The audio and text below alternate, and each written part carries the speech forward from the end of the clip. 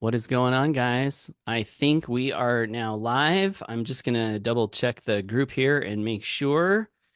Yes. Hey, what's going on, Freedom Crusaders? This is Paul with the Home Business Academy. Hope you're having a great day. And I am super excited because I have the chance to interview a lady who's one of my best friends in the world. So I'm excited for that because I just love talking to Amy and chit chatting and having fun and sharing ideas. But also, in case you don't know Amy Starr Allen, she has been succeeding from home since I was in diapers. Haha, just kidding. But seriously, for about for about 20, maybe I I still hope wear you weren't in diapers. diapers when you were in Nobody 20, knows.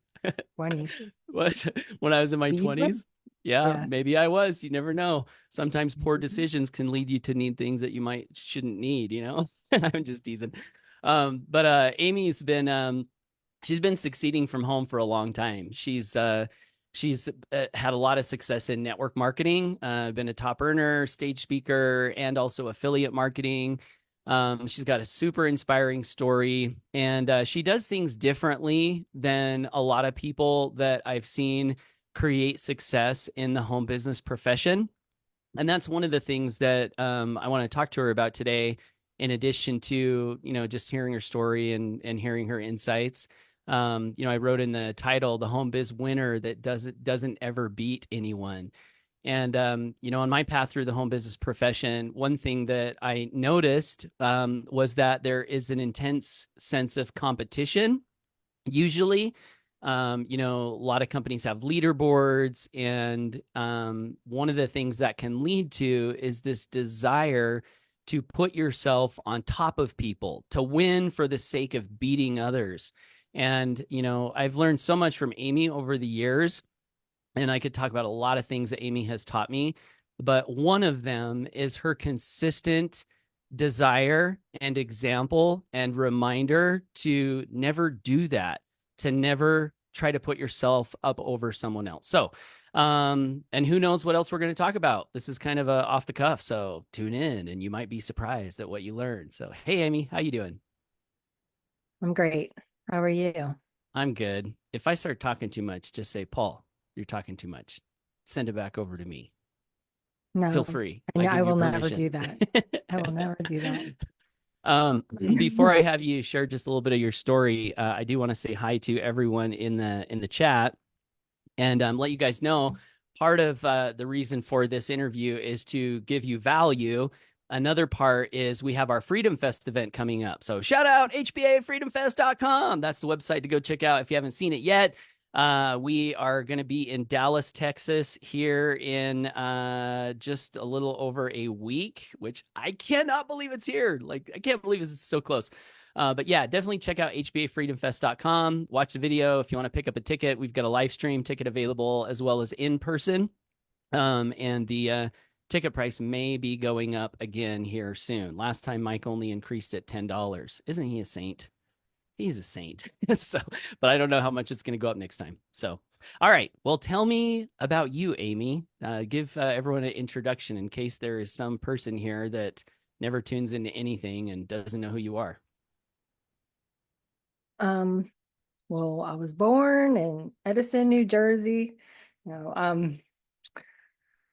so I don't know. I don't even know where to start. I guess my introduction to the home business industry was about 20 years ago, and it happened because I I had gotten married and I wanted to figure out a way to, I was always kind of entrepreneurial and I had a couple different careers at the same time that allowed me to make my own schedule. One was as a personal trainer and personal trainer, fitness, and then also I was a real estate agent. And so both of those jobs allowed me to make my own schedule. But when I was 6 months pregnant with my first daughter, I was running around. I was training people pregnant, in the gym and I was in the office doing the real estate stuff. And I realized like, even though I work for myself and I can make my own hours, both of those things require me to be out of the house all the time in order to make money. And I didn't want to do that anymore. I wanted to figure out a way to be able to stay home. And I was committed to figuring out how to do something on the internet so that I could just work from home. And so I didn't know anything at all about it. And I met somebody like out in the world who was kind of doing something similar. And she told me about this event that was coming up. So I flew to Texas to go to an event to learn I mean, I literally knew nothing about internet marketing. And there were, there were like 50 people there, and most of them were like seasoned marketers. And I didn't understand what they were talking about. Like they were using words that I didn't even understand. Like even like I raised my hand. I'm like, "What's a domain name?" Because they were they were, like they were talking about stuff, and people would look at me like I had three heads. Like, what is she even doing here? But I was like, I don't know. Like I had to start somewhere, so I just soaked up as much as I could. I took lots of notes, and then I just fumbled my way through it. I'm completely self-taught, just which I think a lot of us are. I just was committed, and so I just started reading books, taking, there weren't a lot of online courses back then or anything like that. So it was really like I had to like go to workshops and like learn what I could and stuff like that. And I just, you know, figured it out as I went. And I was actually I was in a network marketing company that nothing was online. Everything was our Super Saturday events and, cold calling our friends and family and stuff like that. But I had this like um aha moment when I realized like if I could figure out how to do my presentation, because I was driving through like blizzards, pregnant, to go meet people in coffee shops with my flip chart to show them, my opportunity and stuff like that. And I was a leader in the company. Like I had a decent residual income doing that. But again, like I'm pregnant driving through blizzards, and I was like, there's got to be a better way. There's got to be a better way. And so what I realized is if I could do my presentation in a video and put it on online, then I wouldn't have to drive to meet people in person, and my video could work for me even when I was sleeping. And that was a huge aha moment for me. So that's when I really started like, I'm like, I want to learn how to do videos and stuff like that. And so anyway, I don't need to go into all the details, but long story short, I just, just kept plugging in wherever I could, learning as much as I could, figuring it out as I went. A huge thing that I've always done that you guys have probably heard me talk about a lot is documenting my journey along the way. Like I would get so excited about the simplest little things as I would learn things. I would learn, something about it, making a video, or I remember when I learned how to put a link in an email, or how to put an image in an email. And I would get excited about this and I would share that and I would just make videos about it. And that's just, kind of what I did. And over time, I started to build a following, and, the rest is history. Eventually I you know, I never had to go back to a job, I just we went through some real financial hardships in the beginning. I was a single mom right after my second daughter was born. We went through an abrupt divorce, and I had to go on food stamps. I had to file for bankruptcy. I didn't have a lot of money, but I was not going to leave my kids. I was determined not to leave my kids, and so I just kept doing whatever it took to figure this thing out. And that's kind of it. Yeah, and here I am. I love it. And I have Yeah. questions. Oh, So before I get to the questions, I want to say hi to Mitch Garcia. He says peace and blessings. Janine Hanners, hey, hey, she says. Uh Xavier Gray, X-Men, what's up, brother? Christy Lewis is watching. Hey, Christy. Gail Kendig is watching. Hey, Gail. Bill Moist. Hey, Bill. X-Men. Marcio Freitas is watching. Welcome, Marcio. And we got Shannon Smith. Hey, Shannon. Geo Ambrose, Gianta, good to see you. He says, love this. Cool. Thank you, Geo. So if you guys have questions for Amy, because the thing is, I might not have the best questions, but I have the chat feed right here on my trusty little cell phone. So I feel like you guys are right here with us. So if you have a question for Amy, drop it in the comments below. Um, but my first question is, so you got introduced to network marketing first and then internet marketing second, is that right? Yes. And how did you, when you were doing the training, were you actively looking for something or did you see an ad, or how did your very first introduction to network marketing come into your life? So, through the newspaper, classified ads.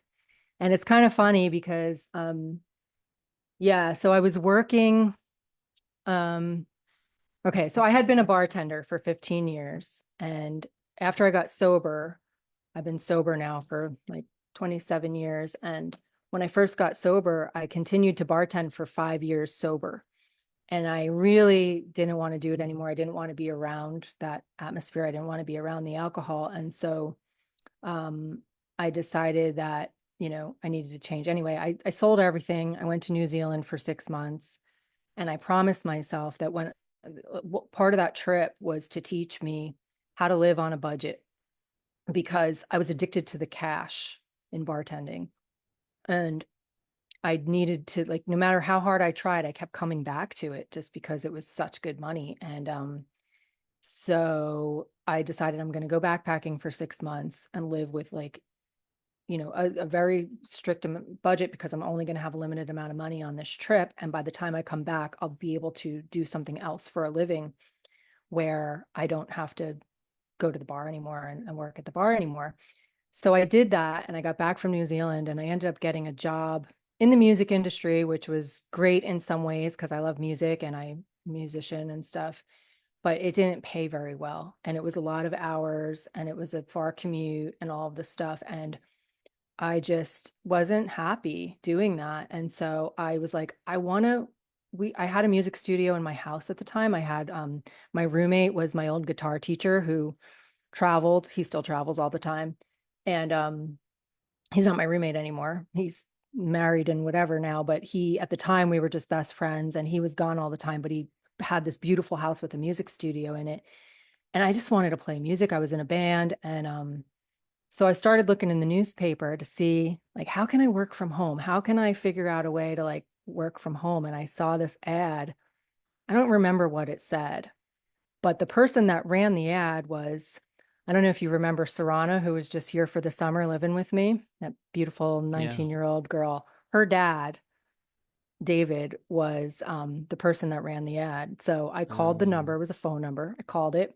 He's like, hey, can you meet me at Whole Foods in an hour? So I did that. And You had me at Whole Foods. yeah. And it was funny, like we didn't have a flip chart yet. Like this was like early days in this company. So it was, you know, there wasn't anything. Like all he had were like a few brochures with him. And he's a super chill, like surfer dude, and he's just like, yeah, these products are like epic and whatever he said. And then he started telling me, writing on the napkin, showing me how I can make money. And I was like, okay. I had never even heard of network marketing. It wasn't like I was like trying to find a company or whatever, but I joined and I immediately had results with my health from the products. I mean, like serious results. And so people were asking me, like I immediately like started making money in this company. I mean, it wasn't a lot of money and it was a lot of work before the internet was involved, but anyway, yeah, it was through a classified ad just out of wanting to stay home and play And a my napkin presentation. Whole Food. Like, wow. Yeah. The classic napkin presentation. Yeah. So And in he's a still one of my best friends and his daughter just came and lived with me for the summer. Like, it's so funny, and his wife, she's no longer alive, but she became my best friend. And, mm, it's like one of the, yeah, you yeah, meet the best people in this type of a business. yeah, absolutely. Um, we're in the process of subdividing some land, and last week I had to meet with the engineer and the city officials and the people over the water and sewer district. And there was one guy there. I think he's in his 80s, and he's done a lot of real estate development. And he was so helpful. He was like, "Hey, you can come look at one of the duplexes that we have. We're living in one. My wife and I did this." And he's like giving me all this advice. And I was telling my wife, Karina, I was like, he was so helpful. Like he really wanted to help rather than kind of being against me. And my wife said, that's because he's an entrepreneur. And I was like, yeah, that's true. Like entrepreneurs, they're open minded and they generally, want to help. And Yeah. so David, you've told me a lot about him. He sounds like just the best guy ever. And it makes sense that you're still friends after all Yeah. these years. Well, I told you, that beautiful villa that I just stayed at in Mexico, Yeah, that's David's villa. He calls me to check in every once in a while, and he knows my situation, my difficult situation that I'm in with my kids. He knows my kids and my ex and everything. And I was talking to him on the phone, and he's like, this is brutal. He's like, I can't believe this is still going on. He's like, go stay at my villa in Mexico. Bring your friends. No that's so charge, cool. And so, yeah. And that's how I ended up, reconnecting with Sarana. And like, anyway, it's just, yeah, he's entrepreneurs are really awesome people. Yeah. So we have some questions coming in from the chat. So I do want to just highlight something that I was listening to in your story. You'd never heard of network marketing. So in one sense, you weren't in a target market in the sense that, hey, I'm going to target people in network marketing. But in another sense, you were in a target market because you wanted to find something to do from home. And so when you saw the ad, it's like work from home. You're like, oh, bingo, like, so you kind of did come in through marketing, right? Like David wasn't your brother, your buddy, or someone you knew. And what year was that? Do you remember what year that was? It was 2000, probably 2002, Okay. 2003, around there. Wow.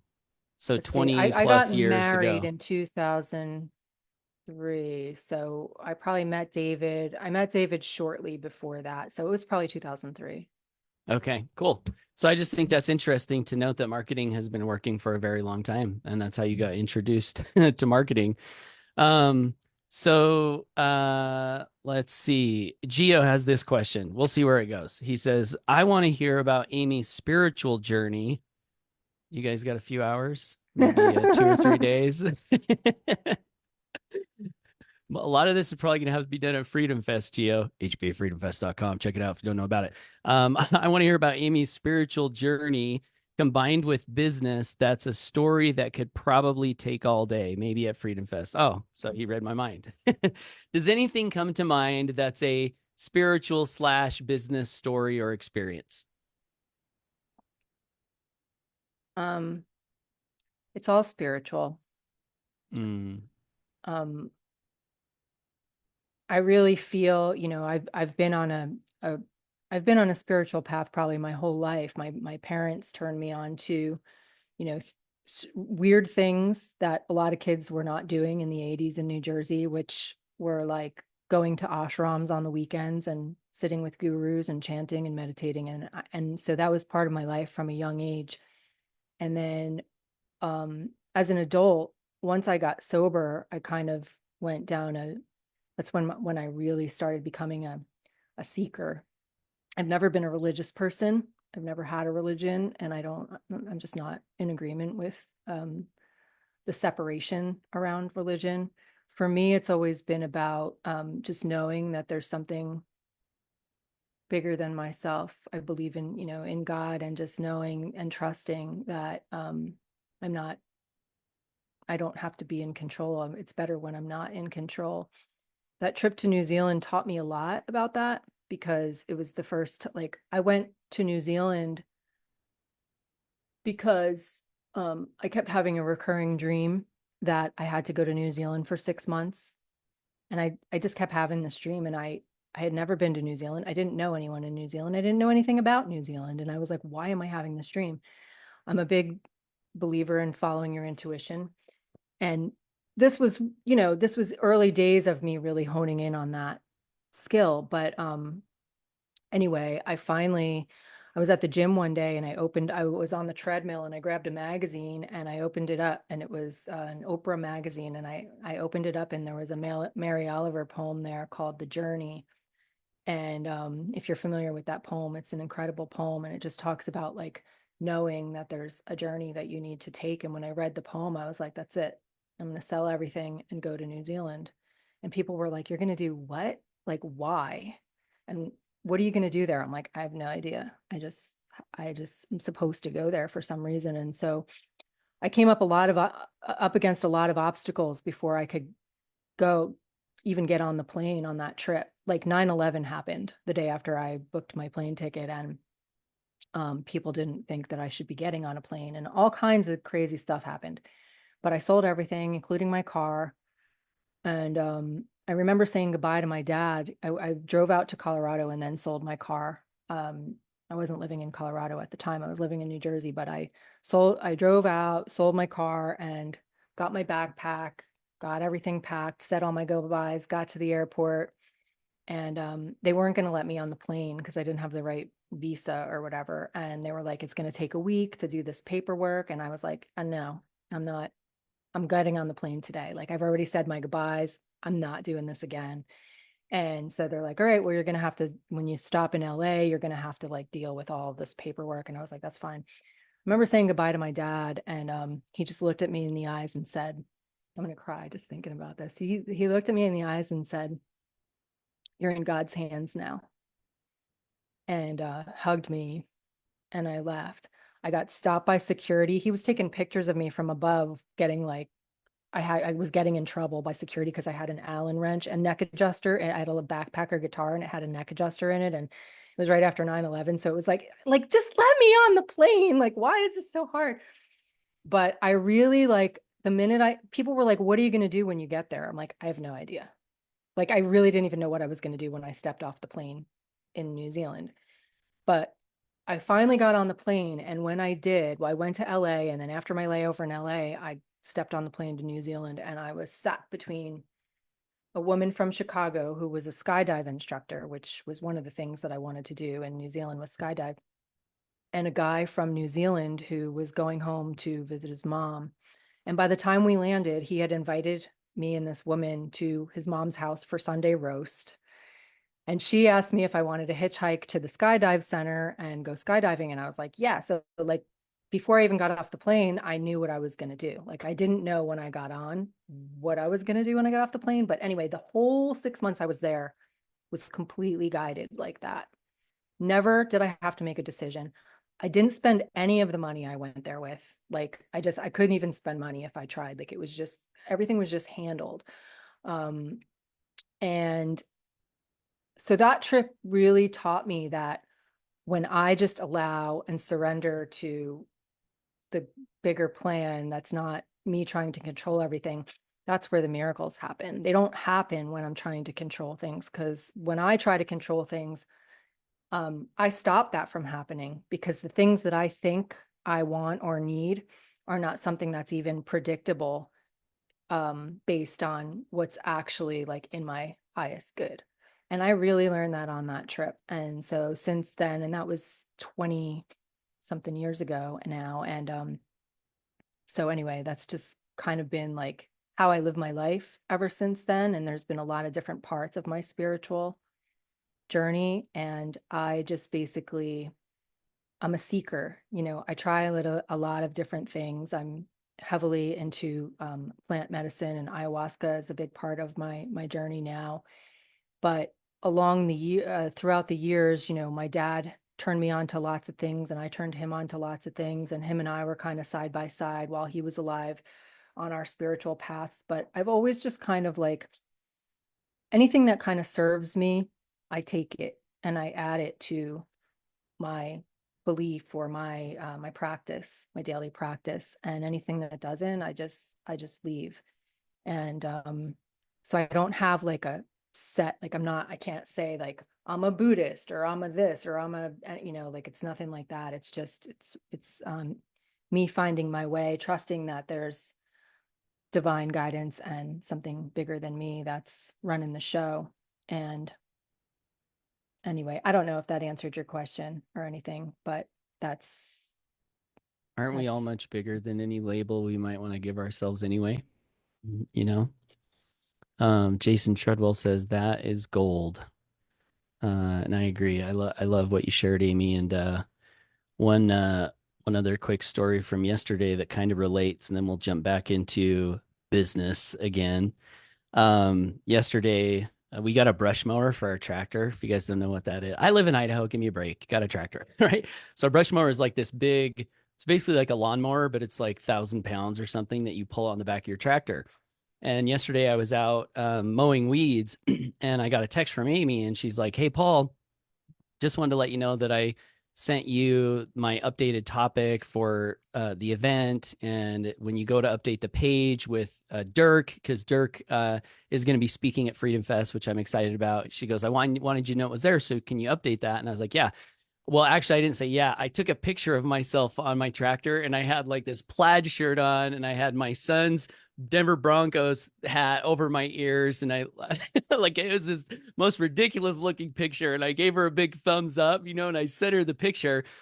And right after I sent the picture, I started thinking about how here I am on a tractor, and I started thinking about my grandpa Ford, who farmed clear up into his 90s, and he's no longer here. When he died, Amy sent me this beautiful thought that comes from her. I've learned that said, "Grief is such a beautiful wild beast," and man, that just described the exact emotions that I was that I was going through. It's like it's so sad and hard and heartbreaking, but at the same time you're going through that, you're thinking about all of the all of the beauty and the precious moments, and so it's like this just crazy mix, right? But anyway, so I was thinking about my grandpa, and I was thinking, I was like, man, if Grandpa Ford could see me now, like I'm on a tractor. Like I was, even though I grew up in Idaho, I was never like the farming life never really appealed to me. So my grandpa had the farm, but me, like I'm off, doing other things that is not related to farming at all. And I'm like, what a strange twist of events that, now I'm sitting on a tractor. And right after I had that thought, I kid you not, I get this message from Amy. Um, she said, this is what she said, literally in the midst of me thinking about my grandpa, which I don't think about my grandpa all day, every day. It was just in that moment. She said, "Grandpa Ford would be so proud of you." That's what comes to me when I look at this picture with tears in my eyes. And I was just like, whoa, like, how did you think to say that right in this moment when I'm thinking about my grandpa? Like, I don't know, seems spiritual to me, you know? So, anyway, thanks, Amy, for being that kind of a Mm, person and being in God's hands, so you can help us all remember that maybe we're all in God's hands like you do. yeah. Um, Yeah, I get emotional just thinking about how I felt when I looked at that picture of you yesterday. Like that's exactly what came through was your grandfather. So, yeah. And I think it's cool that you know me well enough that that would come to your mind. So thank you. Thank you for being such a good friend. Okay, stop crying. Back to business questions. So Janine has a good question that is related to HBA. So I'm right before I asked Janine's question, I did want to jump back to your network marketing journey and Mhm. just ask if there was, because you went from not knowing anything to being a leader in the company. So if there was one thing that you learned or that was responsible for you from going from complete newbie to, hey, now I'm doing conference calls, I'm teaching at the events, I'm the one people are following, what would be that one thing or idea or tip, or is there something that bubbles up? Well, personal development, when I started in network marketing, is when I think this is true for a lot of people. It's when I really started getting serious about personal development and having a good mentor. David was, he still is an incredible. He hadn't been in the company that much longer than I had, but he was already doing really well. And he's always been a mover and a shaker, and he still is. Like that villa that I stayed in Mexico, he had a vision for that. It's in a town that wasn't even really on the map yet, but has good surf, and he knew that it was going to be up and coming, and he built this whole development there, and he made a PowerPoint presentation, and he got investors. He's always had a good head on his shoulders when it comes to business, and I followed his lead. I mean, he taught me a lot, and I was hungry. And so I just did whatever it takes. So I think it was about, you know, personal development and just not letting anything get in my way of what I wanted. And so, I did a lot of crazy things. I mean, I flyered cars in the parking lot at Red Rocks during concerts when I thought the people at that show might be a good fit for my business.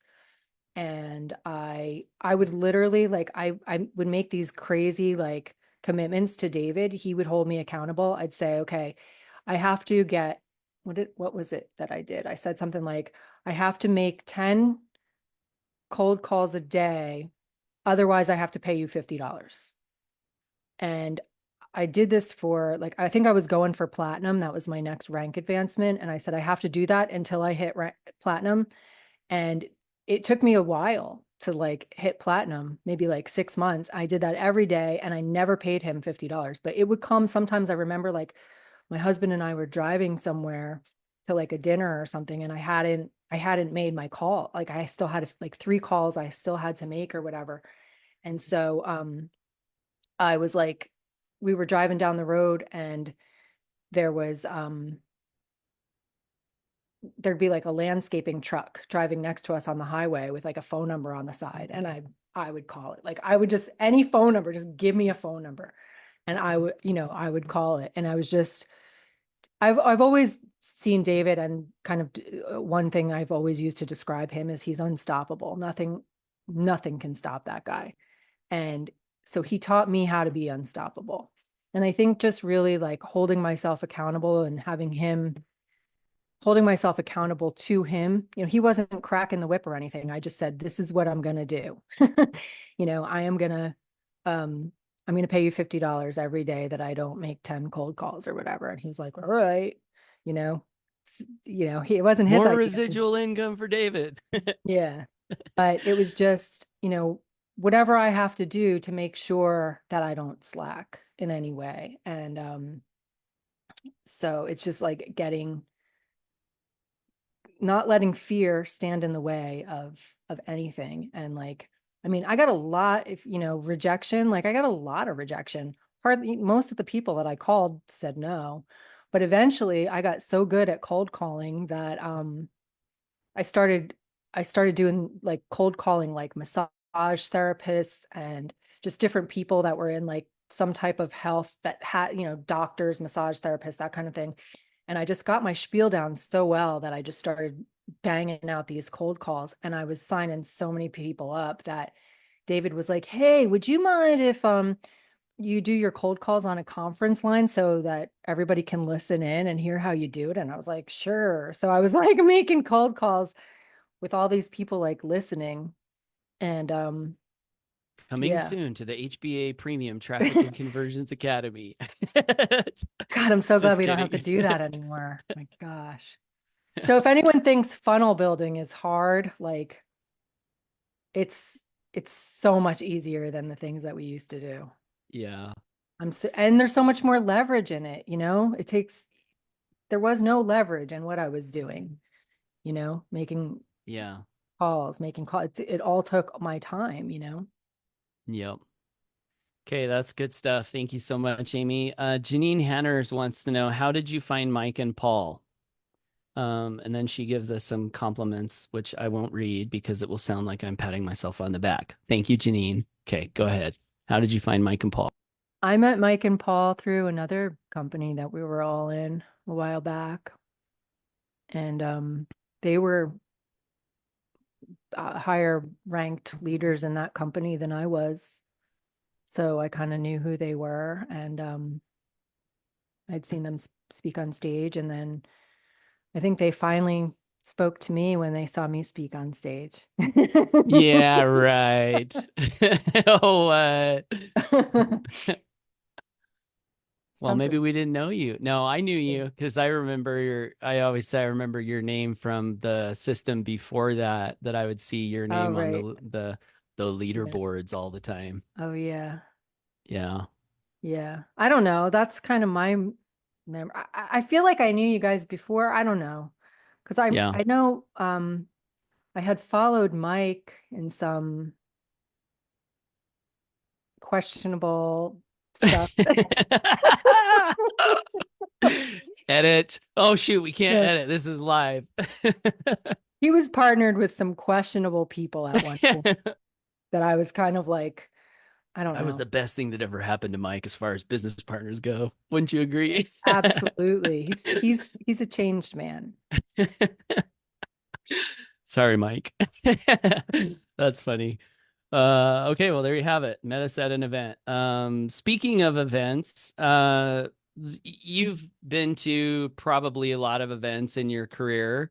Tell us your honest thoughts on events in general, and maybe some of the things you've learned at some of the events that you've attended that have been valuable to your journey.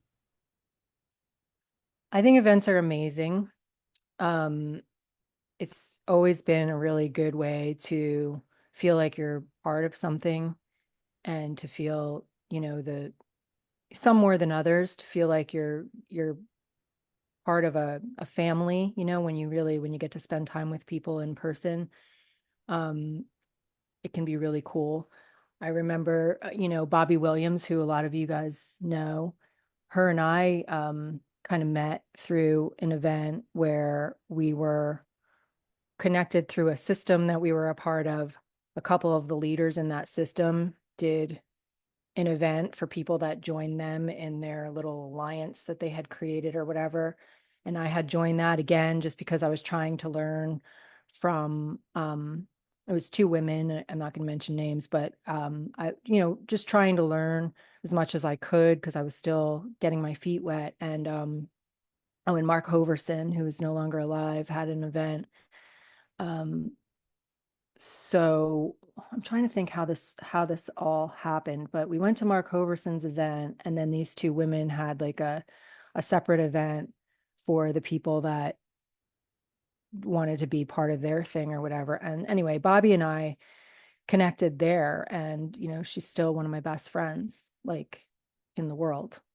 Um, I could cry just thinking about some of the things that just come to mind when I think about like the depth of that friendship. And that just came from, we were not connected in any business in any way. We weren't making any money off of each other, but we both had a similar goal, which was to learn how to market on the internet. And we were both at an event, and she's still to this day one of my best friends. So that's definitely something that comes to mind as far as the value of events, that you can't get it on a live stream. You can't get it from a PowerPoint presentation. You can't, get it. It's not going to be in your notes when the event's over. It's the relationships. That's always been my favorite part of events. Even like, I have memories of another company that I was in where I was partnered with two guys.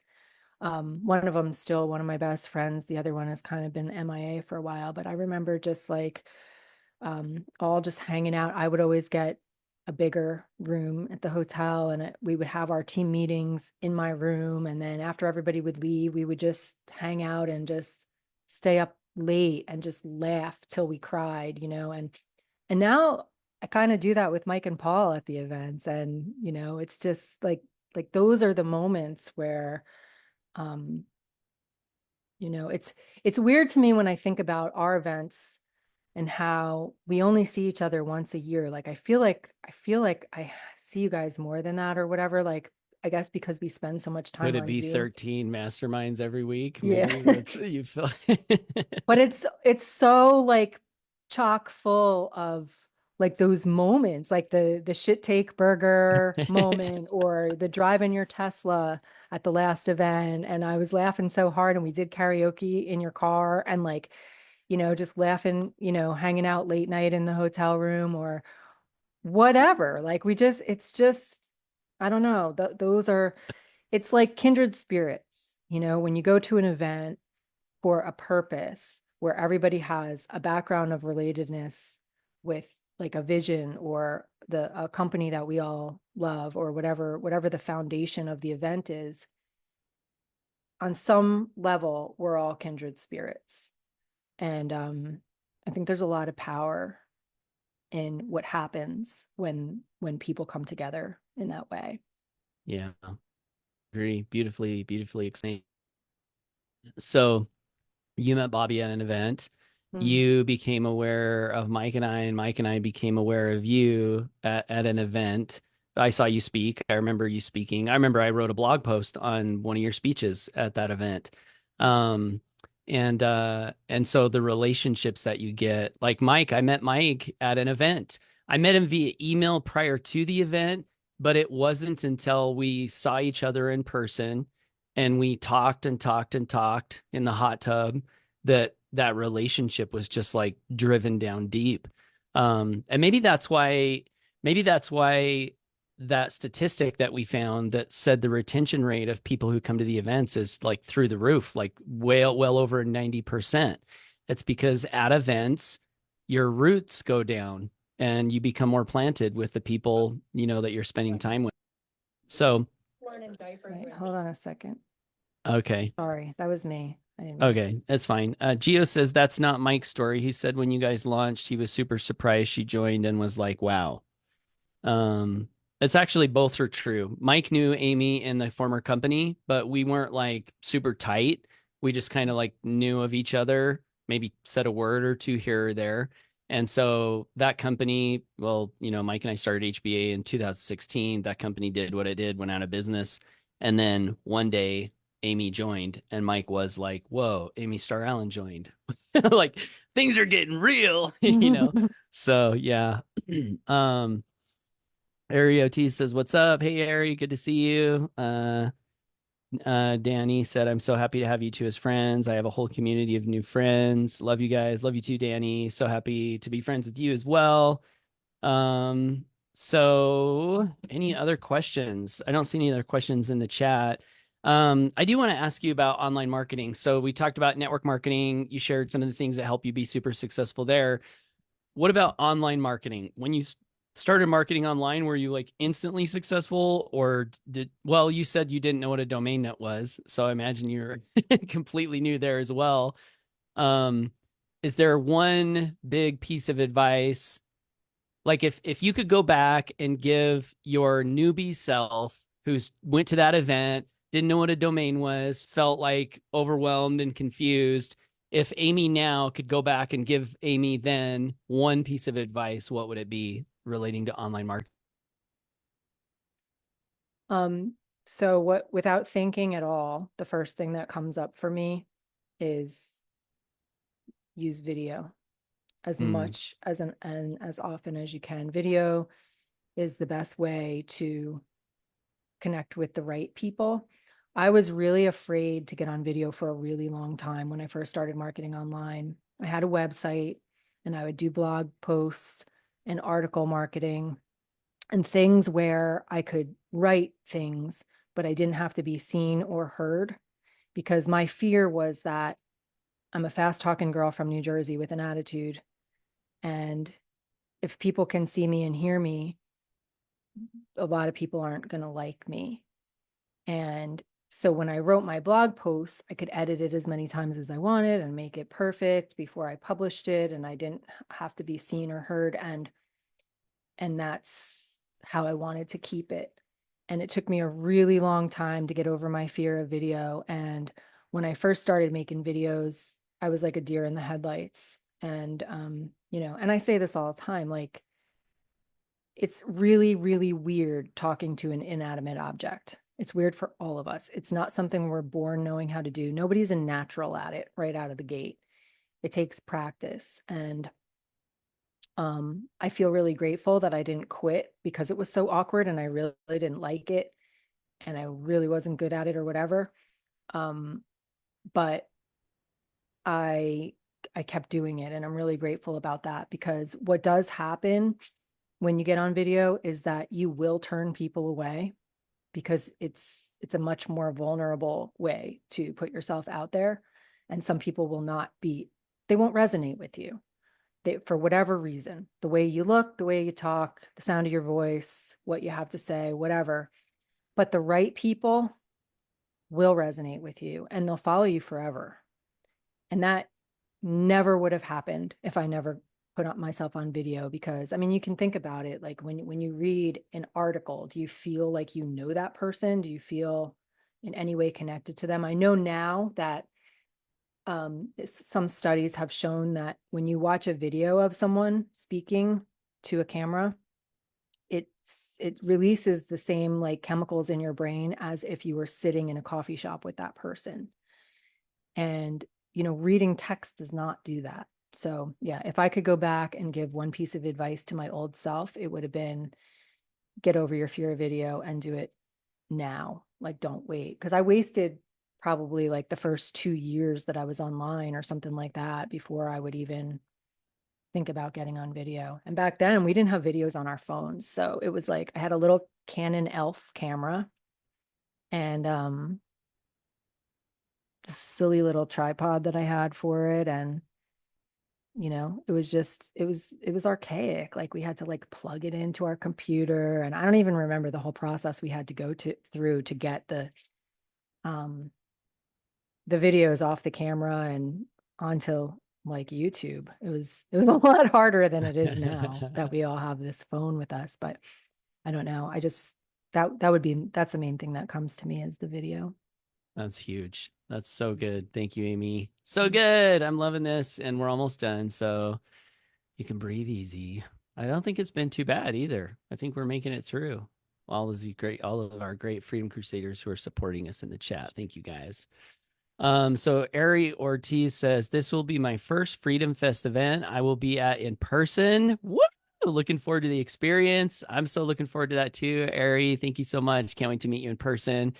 And speaking of that, maybe we can just transition to Freedom Fest specifically. You mentioned you've been to a lot of events. You talked about the value that you picked up from them. And you've been to how many Freedom Fest events? Salt Lake the first one? Salt Lake Yeah. Mesa, Salt Charlotte, Lake, or North Carolina? Phoenix, and Charlotte. Yeah. Okay, so you've been to 3 in person. Um, Maybe just talk a little bit about your experience at Freedom Fest. Like, was it different? How was it? Why are you going again? And maybe would you recommend that someone get a ticket, either live stream or virtual? Yeah. Well, I'm going again because I go to everything. It's like the same reason that I'm on all of the masterminds. And like when somebody invites me to go out to dinner on a Monday night, I say I'm not available because I'm committed to this community and my business and in every way. So when event tickets go on sale, the minute they go on sale, I just buy it. Like it's non-negotiable. That's why I'm going. That's a part of it. Mm-hmm. But yeah, these events are sometimes I don't want to say I dread it, but it's a little stressful for me, especially leading up to the event. I get super nervous about speaking and it's an honor to be asked to speak, but I'm not it's just not something I feel like I'm very good at and I get super nervous about it and then so that part feels stressful to me as the event gets closer. And then just all of the traveling and finding a dog sitter and just all of the stuff that goes into I'm also something a lot of you might not know about me if you haven't been around me at an event is I'm super sensitive to energy. And so events, I need to break away from people a lot to go be by myself because I've had like nervous breakdowns at events before with too much going on, like too many people like hugging me and wanting to talk to me or take pictures with me or stuff like that. Like I don't do well with that. So I don't, some people get energized by that. I'm the opposite. It like depletes my energy. So I'm not being rude when you meet me at Freedom Fest, if I'm like running away sometimes or whatever, I just, that part when I think about going to events, like it kind of stresses me out. Um, but I always feel so good when I leave that event. Like it's life changing every single time. And it's not because of what people are saying on stage or or anything necessarily about any type of like training or anything like that. It's because of, I'm going to get emotional. Just bear with me here. When we come together and I can see with my own eyes what's happening here, like what we are up to as a community and the light that we are in the world and the change that the container that Paul and Mike have created that is being the change in the world. And when we come together in person, that's what's there for me the whole time. When I see people like hugging each other for the first time, or um, laughing together, or meditating together, or, this time we'll be dancing, learning how to dance together, or, climbing a mountain together. It's been said it's transcendental, and it is. It's just, um, I can't even describe it in words. I know that sounds cliche or whatever, but I can't. It's just there's something about the energy of this community that is so unique um and special. And so that's why I will always come, and it's why it's different than, I think that was part of your question, was how is it different? So I've been to a lot of events in the last 20 years, big conventions, for network marketing companies and so forth, and smaller events that are more like retreats and stuff like that and everything in between. And this event is just different in the sense that everybody is equal at our events. People are not separated out according to any kind of a rank or how much money they earn or anything like that. Their background, the color of their skin, nothing. It's just everybody is equal and everybody is accepted for exactly who they are with no judgment. And that's very unique compared to a lot of the other events that I went to, where there was VIP seating for the people that made the most money, and it was just like, even to the point where at some events there were bodyguards for people. People had bodyguards because they earned so much money that they wanted it, whatever. And it's not like that. And Paul and Mike are such a great example of, I mean, this trickles down from the top. These guys, show up at 7 Zoom calls per week. They're there on all of them, just in the trenches with us. And at the events, it's no different. They're not standoffish at all, and they're not hiding out and trying to keep people away from them or anything. Like, I don't know. I've just never experienced a company where that was the case, where the founders and owners are so accessible to everybody. And the other thing that's really unique about these events is that we spend so much time on Zoom that when we come together, everybody already knows each other.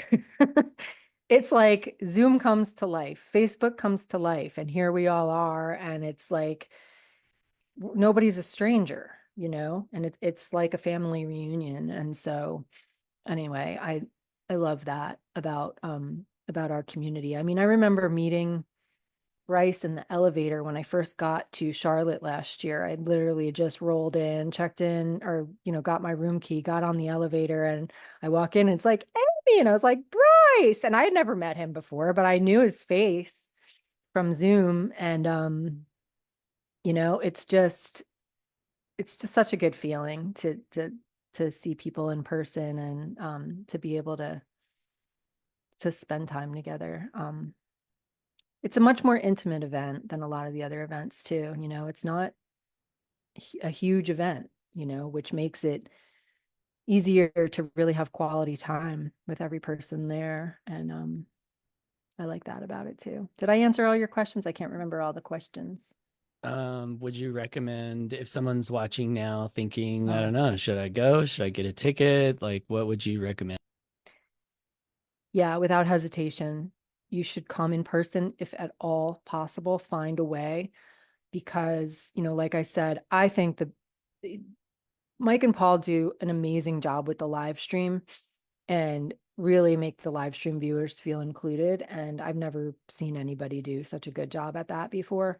But, like I've already shared, a lot of the magic happens off camera, like on the side things that we're doing, and then just the quality time. And I can say without any doubt that if you come to the event, you will leave with a much more solidified belief in what you are a part of and what you have to offer the world than you did if you didn't come.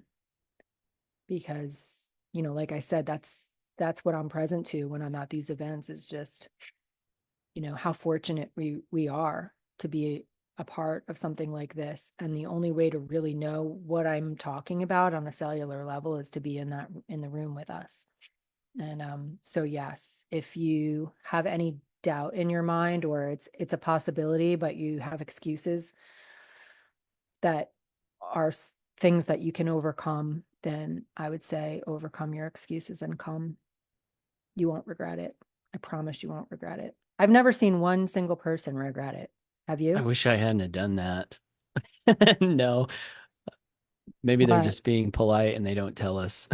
Just kidding. No, I've never heard anyone say, "Gosh, that was a waste of my money. I really wish I hadn't have come." Not one person. Yeah. But I will say this, because we have had experience with this. If you can't afford it and you're gonna sleep in your car, like, no, don't do that. Like, buy a ticket and watch the live stream, because that just makes other people feel uncomfortable, if they know that somebody's suffering or doesn't have enough to eat or whatever. Like, we don't want that energy going on, you know what I mean? Like, we will never tell you, like, other events, they tell people sell your car, do whatever it takes, live off of, protein bars, sleep in the lobby. No. So I'm not saying that. I just want to be clear. Like, I'm not saying that. I'm saying if you have something in your way that, a date that you can switch around, with something that can be changed, and you can, feasibly come and get yourself a hotel room, then come. But I'm not telling you to do anything drastic that is not a smart decision financially for you. Yeah, good advice. I concur totally. So, I did want to say, Amy, thank you so much for this time. And thank you to all of our viewers. Love you guys. Ari, he says, this event will be my first time flying solo. So thank you for having courage and getting a ticket and coming there to meet us. Thanks to everyone who's purchased a ticket. This gives us the ability to do these events. If you didn't buy a ticket, we probably wouldn't do the event, because we use the ticket money to pay for the event and also to donate to Feed My Starving Children. So thank you if you purchased a ticket. We really appreciate it. And if you're thinking about purchasing a ticket, thank you also. You can do that and or learn more at hbafreedomfest.com. Also, once you buy a ticket, you'll be able to log into your HBA Freedom Fest members area, access all of the recordings from our past events. You'll have the live stream link in there when we are getting ready to go live. Also, there's a spreadsheet there that you can put your name on to let us know if you're going to be coming live or virtually. If you do that, we'd really appreciate it. It helps us with the planning. Also, if you need a roommate, you can put you need a roommate there. We've already, had people in the community find roommates on that spreadsheet. So, any final questions, guys, for Amy or Amy, anything you want to say that we didn't cover in this amazing, emotional, educational, valuable, fun interview that we've done here? Yeah, two quick things that just came to mind. One is we have another spreadsheet for our we're having like an open mic situation this time, where people can either sing a song, play a song on an instrument, recite a poem, share something from the heart. It can be anything. Play Literally, it's Twinkle, just, Twinkle, Little Star on the piano. yeah, that's my Mike, we're counting on you, man. Bring a yeah. keyboard. Yeah. So we have a sign up sheet for that, and we really want it to be as to have as many people participating in that as possible. And so if you do want to do music, you will need to bring your own instrument, not borrowing instruments from people, because, people's instruments are not always, people aren't always comfortable with that. So if you want to do something with an instrument, bring your instrument, and we can do karaoke style stuff, right? If somebody wants to just sing, we can pull up like a soundtrack. Didn't we did that last year Yeah. somehow, right? Yeah. I'm sure we can do that. Yeah, so if you want to sing and you don't have an instrument and you just want, some music in the background and you're going to sing a song or whatever, anything, but start thinking about that. You can partner up with somebody if you want to do some type of a duet, like Paul and I usually do something together, and Are we going it's to do that fun. this time? Oh yeah, What are we absolutely. going to do? Well, we It's, have our song that we do every year. And we yeah. had another song that we had talked about maybe doing too, remember? Okay. I better start practicing. Yeah, I know I haven't been either. But anyway, it's just fun. It's a safe space. It's a very warm community, and we just have a lot of fun. I mean, last year, what was her name? She did the candle dance thing. She led us through this candle dance, which was super cool. Like if you have something like that you want to, lead people through some type of a something, a dance or whatever, like it can be anything. We do have a time limit. I know Paul on the spreadsheet put like a time limit on there because we don't want somebody to get up and like hug the whole time or whatever. But start thinking about, ways that you might want to contribute on that night. And it's going to be super fun. So there is a spreadsheet where you can sign up for that. And then the other thing that I just wanted to mention was that we are going to be going over to Feed My Starving Children during this event. And this is another reason why coming in person is such a valuable, like, it'll be like something you'll never forget. Not only do we get to pack meals together and spend time as a community doing that, but when you see the gratitude on that side for what we do every month and what we contribute as a community, um, it'll really take your belief in what we're doing to a whole new level, because we are really, really, really making a difference in the world here. And I think when last year we didn't get to go in person, but we had some representatives from Feed My Starving Children on a Zoom, on a big screen during our music night, and it's just so amazing to realize like what we're actually doing in the world. So anyway, that would just be one more thing about the event that I would say is another reason why you need to be there if you Yeah, can. I love it. And if you go to hbafreedomfest.com, what if I just said it like 20 times in a row? Would that be good? hbafreedomfest.com, hbafreedomfest.com, hbafreedomfest.com. And scroll down. That's where you'll find the link to put your name on the music night. So we would love to, and it's music, poem, like Amy said. So it doesn't have to be music, but we'd love to showcase your talent at HBA version of You've Got Talent. So that's always fun. It's always one of my favorite parts. So Mhm. Janine says, can't wait. I seriously can't wait for going to Feed My Starving Children. And I can't wait to give you a hug, Janine. I'm so excited to meet you in person. Danny Krenzis says, I am not selling my Harley to come. Haha, just kidding. I hope you're not kidding. We do not want you to sell your Harley to come to Freedom Fest. Find another way, Danny. Find another way. Yeah, thanks everyone for commenting in the chat. And if you have team members that you want to know about Freedom Fest, tag them in the comments down below. I really do think, in addition to everything that we've talked about in this interview, just from a purely business standpoint, if your goal is to build a residual income, um, I mean, I really shy away from ever telling anyone this is something you must do, right? So I'm not going to say that, but you know, I interviewed a guy who built a huge team in a big famous network marketing company, and he said if people don't get an event ticket, I do not work with them, period, end of story. I won't talk to them, I won't help them. And I remember him saying that, and I was like, that feels kind of ruthless. Like I don't know if I could ever do that. And I didn't understand like why he would be so hardcore.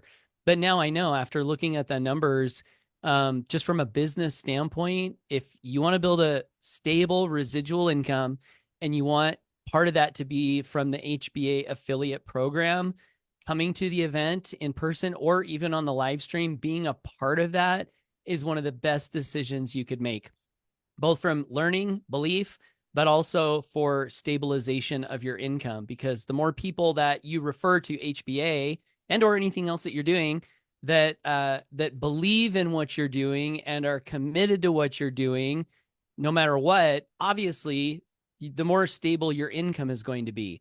So I would recommend tagging your customers, team members, people who are building HBA down in the comments below of this video, and we will continue to do our best to deliver value, uplift you, help you be free, and also help you see the value of plugging into the community and really getting involved on the highest level possible with what, as Amy says, we're all about here. So I guess that's it. You don't want to end with your George Washington joke, Amy? Let's cap it off with some inspiration. Tell them your George Washington joke. I sent Paul a joke this morning. Um, I'm trying to remember exactly how it goes, but what's George Washington's favorite type of music? I don't know what. They say he loves his country. And on that note, that's a wrap. Have a great day, everybody. Thanks, Amy. Bye.